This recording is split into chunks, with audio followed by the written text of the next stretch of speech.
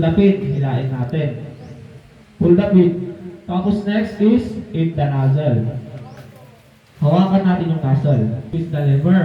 So, squeeze natin itong lever. Tapos sunod is sweep side by side para tayong nagwawalis. Halo yung tubig at langis. Kapag pinaghalo, ano yung makikita sa ibabaw? Yung tubig o yung langis? Langis. Kaya kung nag-apoy yung langis, pag binuhusan mo ng tubig, mas lalo siyang kakalat. Ayan. Anong pwede natin pamat? Squeeze the lever. Ang distance natin, kung medyo maliit yung apoy, pwedeng lapitan. Pero kung medyo malaki na, at least mga 2 to 3 meters ang distance natin. Tapos, aim natin sa may base ng fire, huwag sa ibabaw po. Ayan. Okay?